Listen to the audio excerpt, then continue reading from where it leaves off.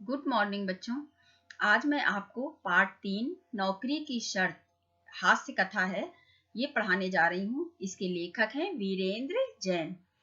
इस पाठ में क्या कहा गया है पहले मैं आपको सारांश रूप में ये बताती हूँ। इस हास्य कथा में एक बेरोजगार लेखक होते हैं जो अपने मित्र के घर सीढ़ियों पर बैठे हुए थकान उतार रहे हैं। तभी वहां पर एक भिखारी आ जाता है और वो उनसे पहले आटा मांगता है, फिर कोई फटा पुराना कपड़ा मांगता है। इसके बाद वो उनसे कहता है कि अच्छा कुछ नहीं है अगर आपके पास तो आप 10 पैसे ही मुझे दे दो। यानी पहले वो आटा मांगता है तो लेखक कहता है कि मेरे पास तो आटा नहीं है, और फिर कपड़े मांगता है। कैसे कपड़े? फटे पुराने कपड़े मांगता है। तो उसके लिए भी लेखक मना कर देता है कि मेरे पास वो भी नहीं है। फिर कहता है अच्छा कुछ नहीं है बाबूजी तो मुझे 10 पैसे ही दे दो। तो लेखक कहता है वो भी नहीं है मेरे पास।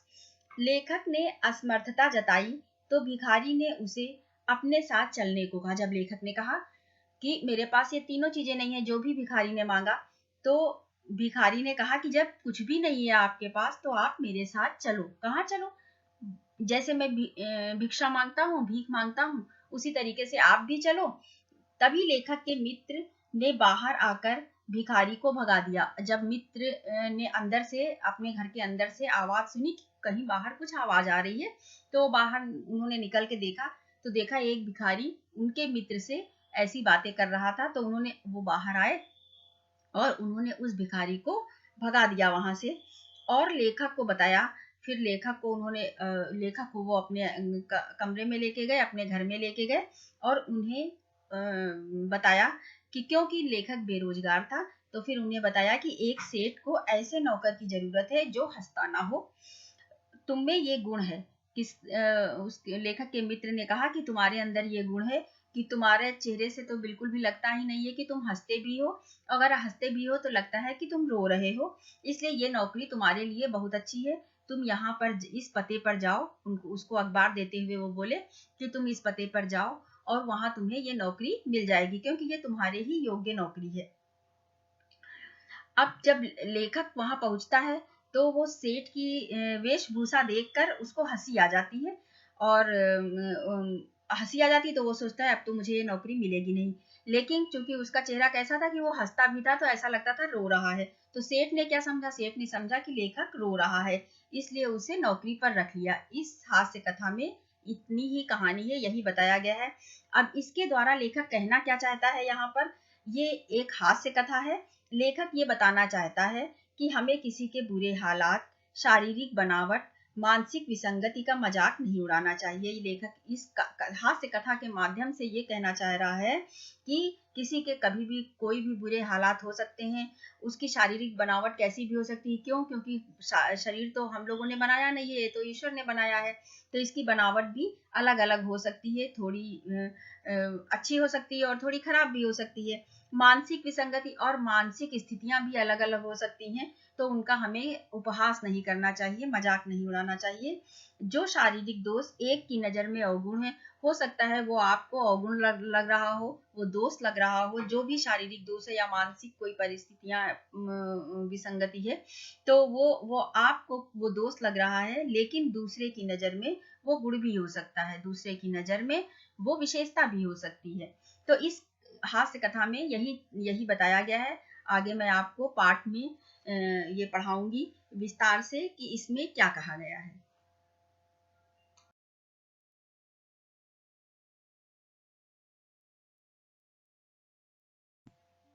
बच्चों, पेज नंबर 24 पर ऊपर देखिए लिखा है पार्ट 3 नौकरी की शर्त। आप जानते ही हैं, 3 बना हुआ है ना, उसके आगे लिखा है नौकरी की शर्त।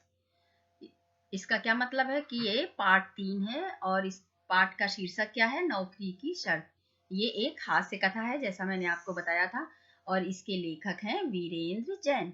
अब आगे देखिए, आप जानते ही हैं किसी का उपहास करना कभी स्वयं पर भी भारी पड़ सकता है। यहाँ पर क्या कहा जा रहा है? कहा जा रहा है किसी का मजाक बनाना कभी स्वयं पर यानी अपने पर भी भारी पड़ सकता है, महंगा पड़ सकता है। किसी की शारीरिक कमजोरी या बेढपन का मजाक बनाना अपराध है। और ये कोई अच्छी बात तो है नहीं, ये तो एक अवगुण है जो लोगों में होता है। किसी की शारीरिक कमजोरी, किसी की शारीरिक कमजोरी कोई है या उसकी बनावट थोड़ा अलग है, लोगों से सामान्य तरीके से थोड़ा अलग है, तो उसका मजाक बनाना क्या है? अपराध है। इसलिए हमें क्या करना चाहिए? हमें किसी की शारीरिक कमजोरी या उसकी बनावट का कभी भी मजाक नहीं बनाना चाहिए। हमें वह व्यवहार दूसरों के प्रति कभी नहीं करना चाहिए जो स्वयं के साथ किया जाना नापसंद हो। हमें कोई भी ऐसा व्यवहार दूसरों के प्रति नहीं करना चाहिए जो कोई दूसरा व्यक्ति यदि मेरे साथ करे तो मुझे नहीं पसंद आएगा। तो ऐसा व्यवहार हम किसी दूसरे के साथ क्यों करें? हमें भी नहीं करना चाहिए। कई बार कोई दोस्त भी गुण बन जाता है। कई बार ऐसा होता है कि जो सभी लोगों को हमारे अंदर जो दोस्त लगता है कि ये इसके अंदर अवगुण है, वही हमारा गुण बन जाता है। अब नीचे देखिए, पाठ प्रवेश। नौकरी की तलाश में निकले युवा को एक भिखारी ने खूब शर्मिंदा किया। यहाँ पे क्या कहा जा रहा है? कह रहे हैं कि नौकरी की तलाश में एक नवयुवक निकला था जिसे एक भिखारी ने बहुत शर्मिंदा किया। कैसे किया? आगे देखिए। फिर हुआ ये कि जिसे वो अपना शारीरिक दोस्त समझता था, यानी जो लेखक था जो अपने बारे में बता रहा है, और जो बेरोजगार व्यक्ति था वो जिसे अपना शारीरिक दोस्त समझता था, वही दोस्त नौकरी पाने में उसका मददगार बन गया। नौकरी पाने में वही उसका दोस्त सहायक बन गया। अब आगे देखिए।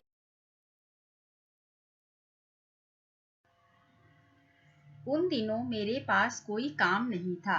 लेखक कह रहा है कि उन दिनों, जिस समय की ये घटना है, उस समय मेरे पास कोई काम नहीं था। मैं बेरोजगार था, भूखों मरने की स्थिति थी, और ऐसी स्थिति थी कि भूखों मरने की स्थिति हो गई थी। यानी मेरे पास ना तो पैसा था, ना कोई काम था। मुझे एक नौकरी की तलाश थी, और मुझे एक नौकरी की तलाश थी, मगर नौकरी मिल ही नहीं रही थी। मुझे एक नौकरी की तलाश थी और नौकरी मिल नहीं रही थी। मैं जोर शोर से स्वयं भी नौकरी की तलाश कर रहा था। मैं जोर शोर से प्रयास में लगा हुआ था कि मुझे कोई एक नौकरी मिल जाए, और अपने दोस्तों से भी कह रखा था, और जो मेरे फ्रेंड्स थे, जो मेरे मित्र थे, उनसे भी मैंने कह के रखा था कि अगर उनकी नज़र में मेरे योग्य कोई नौकरी हो तो बताएं। मैंने अपने मित्रों से कह के रखा था कि अगर उनकी नज़र में मेरे लायक कोई नौकरी हो, योग्य अर्थात लायक, मेरे लायक कोई नौकरी हो, तो वो मुझे बताएं। इन्हीं बेकारी के दिनों की बात है। मैं अपने एक मित्र से मिलने उसके घर गया। क्या कह रहे हैं? इन्हीं बेकारी के दिनों की बात है, इन्हीं बेरोजगारी के दिनों की बात है कि मैं अपने एक मित्र से मिलने उसके घर गया। उसका घर मेरे घर से दूर था, उसका घर मेरे घर से काफी दूर पर था। इधर मेरी जेब खाली थी, और मेरी जेब में एक भी पैसा नहीं था, क्योंकि मैं बेरोजगार था, उस समय कमाता नहीं था, और मेरी जेब में एक भी पैसा नहीं था। सो मैं पैदल ही गया, यानी मेरे पास इतना पैसा भी नहीं था कि मैं किसी साधन से उसके घर जा पाता। इसलिए मैं उसके घर पैदल ही चला गया। वहां तक पहुंचते पहुंचते थक गया, और घर इतना दूर था कि वहां तक जाते जाते मैं बहुत थक गया। इसलिए उसके घर में घुसते ही सीढ़ियों पर सुस्ताने के लिए बैठ गया। इसलिए उसके घर में जैसे ही मैं एंटर किया, यानी घुसा, प्रवेश किया, सीढ़ियों पर, वहां पर सीढ़ियां थी, उन पर सुस्ताने के लिए, यानी थोड़ी थकान मिटाने के लिए, आराम करने के लिए बैठ गया। आगे देखिए।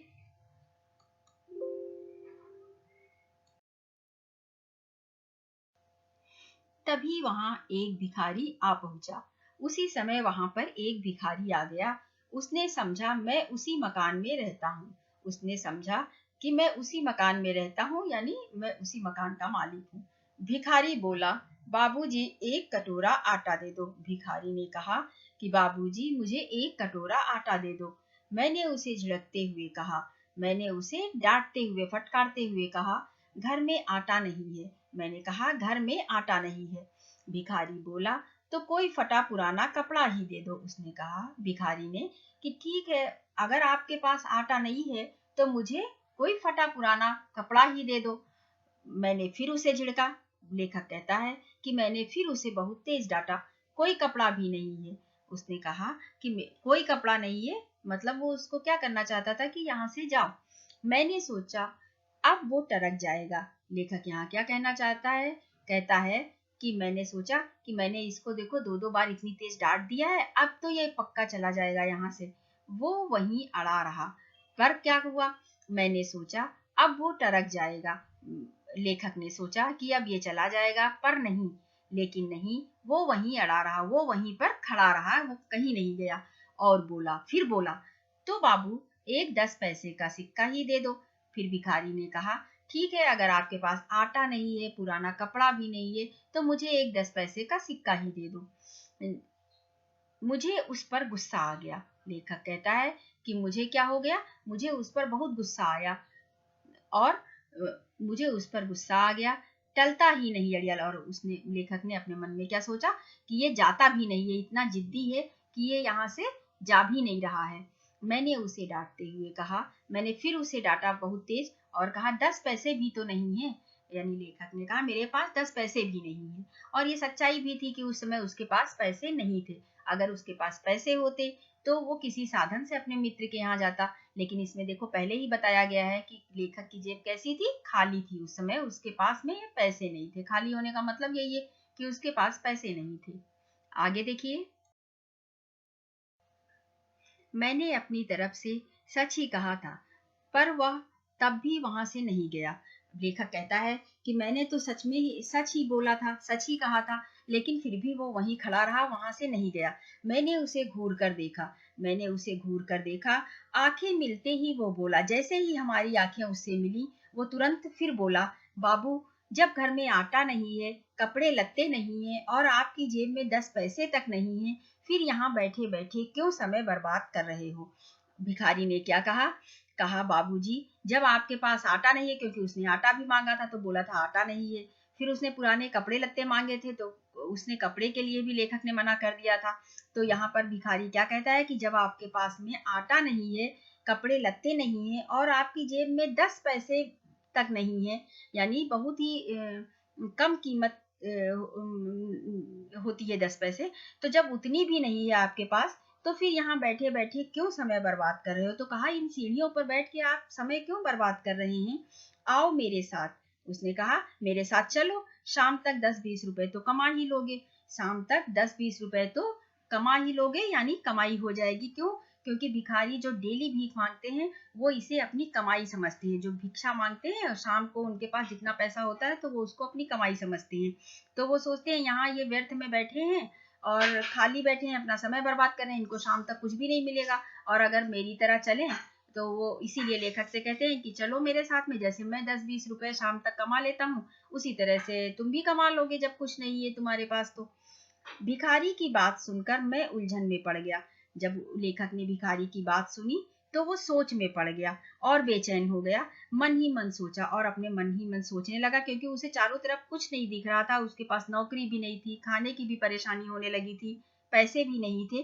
तो उसने क्या सोचा, मन ही मन सोचा, सलाह तो सही दे रहा है। अब उसको भिखारी की सलाह भी सही लग रही है। वो कह रहा है कि एडवाइस यानी सलाह तो ये सही दे रहा है जो भिखारी है, जब तक नौकरी नहीं मिलती क्यों ना। अभी वो इतना सोच ही रहा था, अपने उधेड़ बुन में पड़ा हुआ था कि जब तक नौकरी नहीं मिलती है क्यों ना, आगे यही सोचता वो कि क्यों ना इसी के साथ जाके और मैं भी भीख मांगू, तो कम से कम शाम तक 10-20 रुपए तो हो ही जाएंगे। आगे देखिए, अभी मैं भिखारी के प्रस्ताव पर ठीक से विचार कर भी नहीं पाया था कि मेरा मित्र अपने घर में से बाहर आया। अभी मैं भिखारी ने जो मुझसे बात कही थी, जो मुझे सलाह दी थी, जो प्रस्ताव दिया था, उस पर पूरी तरीके से विचार भी नहीं कर पाया था कि मेरा मित्र अपने घर से बाहर आया। मेरा मित्र अपने घर से बाहर आ गया। उसने भिखारी को डांट कर भगाया। और उसने भिखारी को जब ये सुना कि मेरे मित्र से इस तरीके से बात कर रहा है, तो उसने उसको डांट कर भगा दिया और मुझे भीतर ले गया और मुझे अपने घर के अंदर ले गया।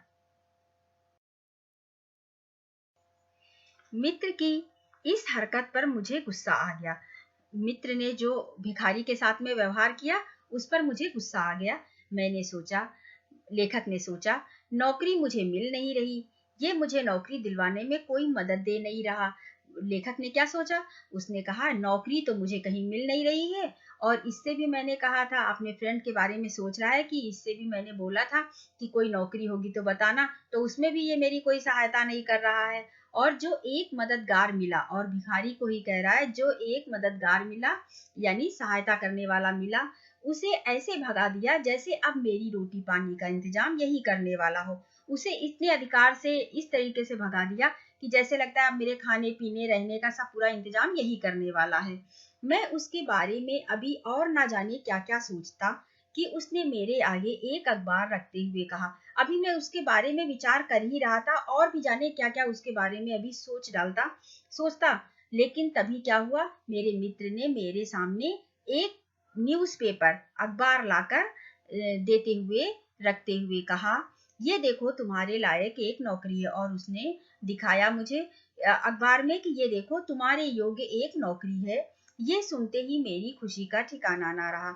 जैसे ही मैंने ये सुना, मुझे बहुत खुशी हुई, और क्या हुआ यहाँ पर, ये सुनते ही मेरी खुशी का ठिकाना ना रहा। इसको सुनते ही मेरी खुशी का कोई ठिकाना ना रहा, और मैं बहुत खुश हो गया।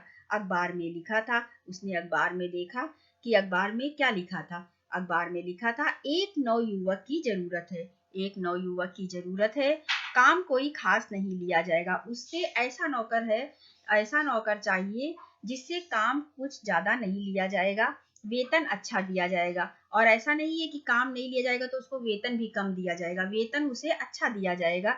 नौकरी पाने की एक शर्त है, परंतु नौकरी पाने की एक शर्त है, नौकर कभी हंसेगा नहीं, नौकर को कभी हंसना नहीं है। नौकरी करते समय नौकर को क्या करना है, बिल्कुल भी हंसना नहीं है। और जिस दिन हंसेगा नौकरी से निकाल दिया जाएगा, और जिस दिन उस नौकर ने हंस दिया, जिस दिन भी हंसा, उसी दिन उसे नौकरी से निकाल दिया जाएगा। इस शर्त के साथ नौकरी करने को तैयार नवयुवक यहाँ दिए गए पते पर आकर मिले। अब इस आगे लिखा हुआ था कि अगर ये शर्त जिसको भी मंजूर है, वो नौकरी करने के लिए अगर तैयार है, तो वो नवयुवक इस पते पर, नीचे पता दिया हुआ था कि इस पते पर आकर मिले। मित्र ने सलाह दी, मित्र ने सुझाव दिया, शर्त है तो अजीब, शर्त तो बहुत अजीब लग रही है, अजीब है, पर तुम तो यूं ही नहीं हंसते। वो मित्र उससे क्या कह रहा है, लेखक से, कि पर तुम तो वैसे भी नहीं हंसते हो कभी, जब हंसते हो तो लगता है रो रहे हो, और कभी अगर तुम बाई चांस हंस भी दिए तो ऐसा लगता है कि तुम रो रहे हो। अगर तुम कभी हंस भी दिए तो कोई यकीन ही नहीं करेगा कि तुम हंस रहे हो, और अगर तुम नौकरी करते वक्त कभी तुम्हारे हंसी आ भी गई तो ऐसा लगेगा ही नहीं, कोई यकीन ही नहीं करेगा, कोई विश्वास ही नहीं करेगा कि तुम हंस रहे हो, सब यही समझेंगे कि तुम रो रहे हो।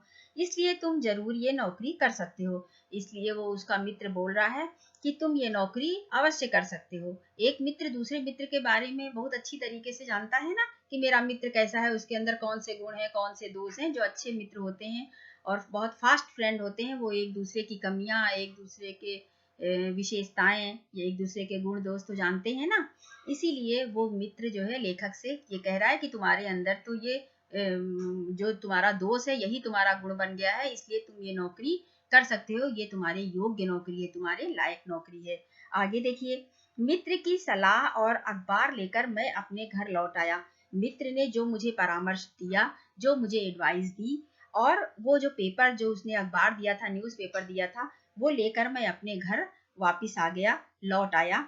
आते ही अलमारी में से दर्पण निकला, और जैसे ही मैं वहां से आया, तुरंत सबसे पहले अलमारी से मैंने अपना शीशा निकाला, दर्पण निकाला, जिसे आईना भी कहते हैं, दर्पण अर्थात आईना या शीशा उसको बोलते हैं, उसे सामने रखा, और देर तक हंस हंस कर ये देखता परखता रहा कि मित्र सच कह रहा था या झूठ, और उसे अपने चेहरे के सामने रख लिया, और देर तक उसमें हंस हंस कर देखता रहा, कि जांचता रहा अपने को कि जो मेरा मित्र बोल रहा था वो सही बोल रहा है या झूठ बोल रहा है। बहुत समय तक परीक्षण करने के बाद, काफी समय तक, बहुत देर तक जांचने के बाद, बार बार मैं हंस हंस कर देखता रहा, परखता रहा, करने के बाद मैंने पाया कि मित्र ने रत्ती भर भी झूठ नहीं बोला था। मैंने ये देखा, और चेहरा अपना शीशे में देख ही रहा था, तो मैंने ये पाया कि मित्र ने जो भी कहा है मेरे बारे में एकदम सही कहा है, जरा सा भी उसने झूठ नहीं बोला है। मेरा चेहरा ही ऐसा है कि अगर मैं हंसता भी हूँ तो लगता है कि रो रहा हूँ, और वैसे तो मैं हंसता ही नहीं हूँ। आगे देखिए। अगले दिन मैं उस पते पर जा पहुंचा, घंटी बजाकर किसी के आने की प्रतीक्षा की।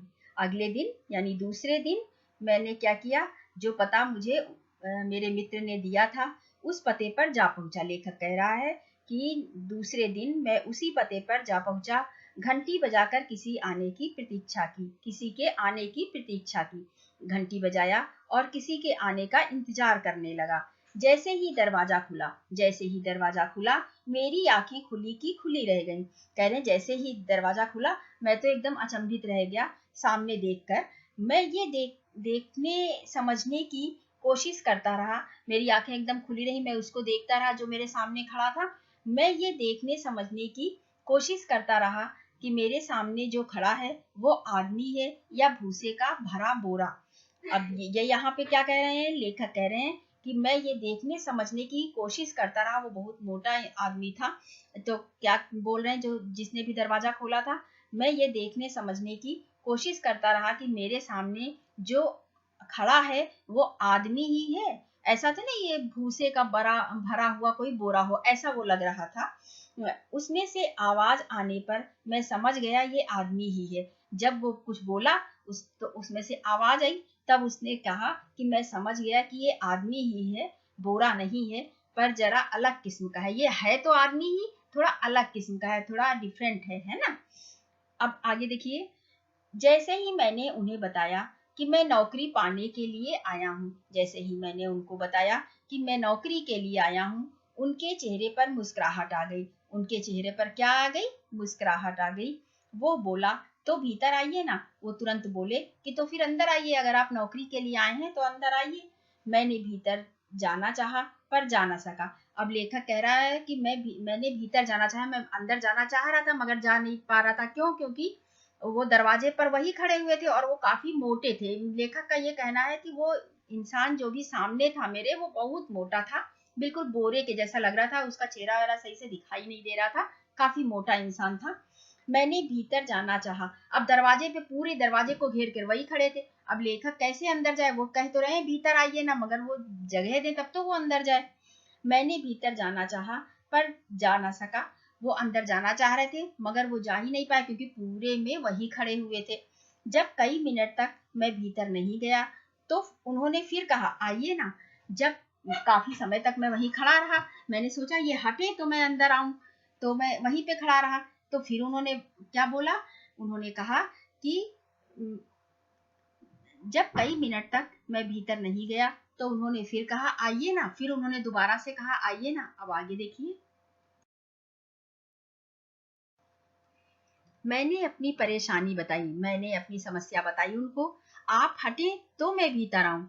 लेखक ने कहा कि आप थोड़ा हटे तो मैं अंदर आऊं, अभी तो भीतर घुसने लायक जगह नजर ही नहीं आ रही है। लेखक ने अपनी समस्या बताई और कहा कि आप थोड़ा सा हटे यहाँ से तो मैं अंदर आऊं, अभी तो इसमें अंदर जाने की, अंदर घुसने की यानी प्रवेश करने की जगह ही नहीं है, जगह ही नजर नहीं आ रही है, मैं कैसे अंदर आऊं। इतना कहते कहते मेरे चेहरे पर मुस्कुराहट आ गई, और इतना मैं कह ही रहा था तब तक मेरे थोड़ी सी चेहरे पे मुस्कुराहट आ गई, थोड़ी सी स्माइल आ गई। आगे देखिए। जैसे ही उन्होंने मेरी तरफ देखा, जैसे ही उन्होंने मेरी तरफ देखा, मुझे खटका हुआ, मुझे एकदम से एक झटका लगा, है ना, कि अब तो नौकरी नहीं मिलेगी। वो डर गया। कौन डर गया? लेखक डर गया कि क्योंकि उसमें शर्त यही थी कि नौकर कभी हंसेगा नहीं, और मेरे तो थोड़ी सी मुस्कुराहट आ गई थी, थोड़ी सी स्माइल चेहरे पे आ गई थी। तो उसने क्या बोला कि अब तो नौकरी नहीं मिलेगी। उसको अंदर से लगा लेखक को अब ये नौकरी मुझे नहीं देने वाला है। पर तभी वो एक तरफ हटते हुए बोले, लेकिन तभी वो एक तरफ हट गए और हटते हुए बोले तो रो क्यों रहे हो? तो सेठ ने बोला लेखक से कि तो इसमें रोने की क्या बात है, तुम रो क्यों रहे हो? मुझे समझते देर नहीं लगी, मुझे ये समझते बिल्कुल भी देर नहीं लगी कि मेरी हंसी को ही वो रोना समझ रहे हैं। जो मैंने एकदम से, जो मेरे चेहरे पे मुस्कुराहट आई, थोड़ी सी हंसी आई, उसको वो क्या समझ रहे हैं? रोना समझ रहे हैं। मैंने बात बनाई और मैंने तुरंत वहीं पर बात बना दी। असल में कई दिनों से बेकार हूं ना, इसलिए रोना आ गया। असल में मैं काफी दिनों से बेरोजगार हूँ, बेकार हूँ, इसलिए मुझे रोना आ गया। खैर, हम भीतर पहुंचे और मुझे नौकरी मिल गई। अब यहाँ पे क्या कह रहे हैं कि खैर हम अंदर गए, उनके घर के सेठ के घर के अंदर गए और मुझे नौकरी मिल गई। उन्होंने मुझे बताया, उन्होंने मुझसे कहा तुम्हें हमारे साथ दुकान तक चलना होगा। तुम्हें हमारे साथ कहाँ तक चलना होगा? दुकान तक चलना होगा। वहाँ छोटे मोटे काम करने होंगे, वहाँ छोटे मोटे जो काम है वही करने होंगे। शाम को वापस हमारे साथ घर आना होगा। अब यहाँ पे लेखक क्या कह रहा है? शाम को वापस हमारे साथ घर आना होगा, और जब शाम होगी तो तुम्हें हमारे साथ घर आना होगा। जब हम घर में घुस जाया करेंगे, यानी हम जब घर आ जाएंगे तो तुम्हारी छुट्टी हो जाया करेगी, और जब हम घर आ जाएंगे तो तुम हमारे साथ घर आ जाओगे, तब से तुम्हारी छुट्टी हो जाएगी। कभी कभी हमारे साथ फिल्म देखने भी जाना होगा, बस। कभी कभी तुम्हें हमारे साथ फिल्म देखने भी जाना होगा, बस, और कोई काम नहीं है। इतनी आसान नौकरी पाकर मेरी खुशी का ठिकाना न रहा। इतनी, लेखक कहता है कि इतनी आसान नौकरी पाकर मेरी तो खुशी का कोई ठिकाना ही नहीं रहा, अर्थात मैं बहुत खुश हो गया। कल तक मैं जिसे अपना शारीरिक दोस्त मानता था, लेखक कहता है कि कल तक जिसे मैं अपना शारीरिक दोस्त मानता था, लोग कहते थे कि मैं हंसता नहीं हूँ, और अगर हंसता हूँ, बाई चांस हंस भी दिया तो लगता है कि रो रहा हूँ, मेरा चेहरा ऐसा बना हुआ है। आज वो औरों की नजर में मेरे एक गुण में बदल चुका था। आज वो दूसरों की नजरों में यही दोष मेरा एक गुण के रूप में बदल चुका था। अब ये हास्य कथा, ये कहानी किसने लिखी है? वीरेंद्र जैन ने लिखी है। तो बच्चों, इस पाठ से हमने क्या सीखा? इस पाठ से हमने सीखा, या हमें ये शिक्षा मिलती है कि हमें किसी का भी मजाक नहीं बनाना चाहिए, किसी की शारीरिक बनावट पर हंसना नहीं चाहिए, और किसी की परिस्थितियों पर भी हंसना नहीं चाहिए। कौन किस परिस्थिति से कैसे संघर्ष करते हुए आगे बढ़ा है, कैसे आया है, ये हमें नहीं मालूम होता है, तो हमें किसी का उपहास भी नहीं करना चाहिए, किसी का मजाक भी नहीं उड़ाना चाहिए। इससे उसकी भावनाएं आहत होती। जब हम किसी का मजाक उड़ाते हैं तो उसके हृदय को ठेस लगती है, या उसकी भावनाएं आहत होती हैं। किसी के प्रति कोई प्रतिक्रिया देने से पहले, किसी के बारे में कोई भी बात कहने से पहले हमें ये जरूर सोच लेना चाहिए कि ठीक वैसा ही हमारे साथ होता, जैसा मैं दूसरे के साथ कर रहा हूँ, जैसा हम दूसरे के साथ कर रहे हैं, अगर वैसा ही व्यवहार कोई मेरे साथ करेगा तो मुझे कैसा महसूस होगा, तो मुझे कैसा लगेगा। अगर हम इस बात को सोच लें तो हमारा व्यवहार सभी के प्रति कैसा रहेगा? अच्छा रहेगा। हम कोई भी ऐसा व्यवहार किसी के साथ नहीं करेंगे जो किसी के हृदय को ठेस पहुंचा सके। बेरोजगारी किसी के लिए भी परेशानी की स्थिति हो सकती है। जैसे अब आजकल कितनी बेकारी और बेरोजगारी हो रही है, तो ये कोई भी व्यक्ति हो सकता है, किसी के लिए भी ये परेशानी की स्थिति बन सकती है। ऐसी स्थिति में जो बेरोजगार व्यक्ति होता है वो असहाय हो जाता है। ज्यादा से ज्यादा वो क्या कर सकता है? जाके हर जगह नौकरी के लिए अप्लाई कर सकता है, नौकरी मांग सकता है किसी से। अब उसे नौकरी नहीं मिल रही तो वो क्या करे? ऐसे हालात में जब कोई उसका मजाक उड़ाता है, जब उस बेरोजगार व्यक्ति का कोई हंसी उड़ाता है, कोई मजाक उड़ाता है, तो उसकी भावनाओं को ठेस लगती है, उसकी भावनाओं को चोट पहुंचती है। इसलिए हमें किसी का मजाक नहीं उड़ाना चाहिए। कभी कभी ऐसा भी होता है कि हम जिसे दोस्त समझते हैं, किसी की शारीरिक बनावट को लेके, किसी की परिस्थितियों को लेके, हम जिसे दोस्त समझ रहे होते हैं, वही परिस्थिति बस वही दोस्त उसका गुण बन जाता है। और उस देखो, जैसे इस लेखक को वही दोस्त जो था वो गुण बन गया और उसको नौकरी मिल गई। इसी तरीके से किसी भी व्यक्ति के जो दोस्त होते हैं वो हो सकता है किसी और के लिए गुण हो, और वो उसकी जीवन निर्वाह करने में उसकी सहायता कर दे। तो इसीलिए बच्चों, हमें क्या करना चाहिए? हमें कभी भी किसी का उपहास नहीं करना चाहिए, किसी का मजाक नहीं उड़ाना चाहिए। तो बच्चों, आज का गृह कार्य है पाठ का शुद्ध उच्चारण करते हुए वाचन करना। पाठ का शुद्ध उच्चारण करते हुए आपको क्या करना है? वाचन करना है इसका। इसके बाद क्या करना है? पाठ का मौन वाचन करना है। मौन रहना है, मौन रहते हुए पूरा पाठ आपको पढ़ना है। इसके बाद देखिए बच्चों, पार्ट 2 चिड़िया की बच्ची का क्लास टेस्ट आपका 27/4/2021 को होगा। तो मैंने नोटिस भी डाल दिया था, तो आशा है कि आप लोगों ने पूरी तैयारी भी इसकी कर ली होगी।